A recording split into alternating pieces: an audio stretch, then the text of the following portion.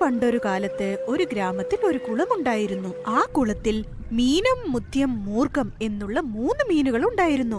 ഈ 3 മീനുകളും വെള്ളത്തിൽ ആടി പാടി നീന്തി സന്തോഷത്തോടെ ജീവിച്ചു. എന്നാൽ ആ 3 മീനുകളുടെയും സ്വഭാവങ്ങൾ മാത്രം വ്യത്യസ്തമായിരുന്നു. മീനം വരാനിരിക്കുന്ന ആപത്ത് നേരത്തെ അറിഞ്ഞ് വളരെ ബുദ്ധിയോടെ തീരുമാനങ്ങളെടുത്ത് സൂക്ഷിച്ച് ജീവിച്ചു വന്നു.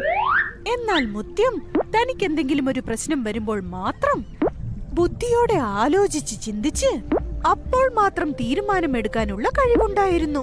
3ാമത്തെ മീൻ മൂർഖം മാത്രം തന്റെ പേര് പോലെ തന്നെ ഒന്നിനെക്കുറിച്ചും ചിന്തിക്കാതെ എപ്പോഴും മടി പിടിച്ച് ഒന്നിനെക്കുറിച്ചും ആലോചിക്കാതെ ജീവിച്ചു വന്നു. ഇങ്ങനെയുള്ള സമയത്ത് ഒരു വേനൽക്കാലത്ത് ചൂട് വളരെ കൂടുതലായിരുന്നു. സൂര്യന്റെ ചൂട് കാരണം കുളത്തിലെ വെള്ളം മുഴുവൻ വറ്റാൻ തുടങ്ങി. വരാനിരിക്കുന്ന ആപത്ത് നേരത്തെ തന്നെ ചിന്തിച്ച് മനസ്സിലാക്കി മീനം തന്റെ മിത്രങ്ങൾ 2പേരുടെയും അടുത്ത് പോയി, മിത്രങ്ങളെ, ഇത്തവണ ചൂട് വളരെ കൂടുതലാണ്. ഇങ്ങനെ പോയാൽ വളരെ പെട്ടെന്ന് തന്നെ വെള്ളം മുഴുവനും പറ്റിപ്പോകും. അതുകൊണ്ട് നമുക്ക് ഇപ്പൊ തന്നെ ഈ കുളത്തിൽ നിന്ന് രക്ഷപ്പെട്ടു പോകണം. ഗ്രാമത്തിലെ അടുത്ത കരയിലുള്ള വലിയ കുളത്തിലേക്ക് പോകാം. വെള്ളം മുഴുവൻ പറ്റിപ്പോയാൽ മുക്കുവന്മാര് വളരെ എളുപ്പത്തിൽ നമ്മളെ പിടിക്കും. അങ്ങനെ ഒരു അവസ്ഥ നമുക്ക് വേണ്ട മിത്രങ്ങളെ.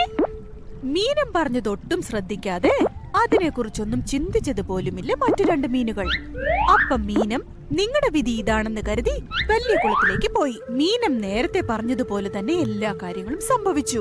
കുളത്തിലുണ്ടായിരുന്ന വെള്ളം ചൂട് കാരണം പെട്ടെന്ന് തന്നെ വറ്റിത്തുടങ്ങി. കുളത്തിലുണ്ടായിരുന്ന വെള്ളം മുട്ടുവരെ എത്തിയതും മുക്കുവന്മാർ മീൻ പിടിക്കാൻ വലകളോടൊപ്പം എത്തി. ഒരാള് വീശിയ വലയിൽ മുത്യനും മൂർഖനും കുടുങ്ങി. മുത്യന് ആപത്ത് മനസ്സിലായി. തന്റെ ബുദ്ധി ഉപയോഗിക്കാൻ തീരുമാനിച്ചു. പെട്ടെന്ന് തന്നെ അവനൊരു സൂത്രം തോന്നി. അവൻ ആ വലയിൽ ചത്തുപോയതുപോലെ അനങ്ങാതെ കിടക്കാൻ തീരുമാനിച്ചു. വലയിൽ നിന്ന് മീനുകളെ പുറത്തെടുത്ത മുക്കുവൻ ചത്തുപോയതുപോലെ കിടന്ന മുത്യത്തിനെ കണ്ട്, ഈ ചത്തുപോയ മീൻ ഉപയോഗിച്ച് ഞാൻ എന്ത് ചെയ്യാൻ? വീണ്ടും അതിനെ കുളത്തിലേക്ക് തന്നെ വലിച്ചെറിഞ്ഞു. ജീവൻ തിരിച്ചു കിട്ടിയ സന്തോഷത്തിൽ മുത്യം വേഗം അവിടുന്ന് ഓടിപ്പോയി.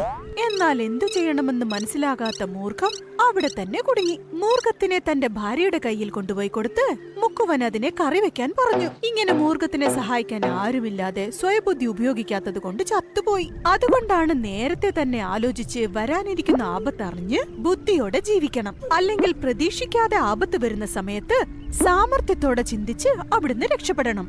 അങ്ങനെയല്ലെങ്കിൽ നമ്മൾ സ്വയം ആപത്ത് വരുത്തി വെക്കുന്നത് പോലെ ആവും. ഇപ്പൊ ഈ കഥയുടെ അർത്ഥം നിങ്ങൾക്ക് മനസ്സിലായല്ലോ?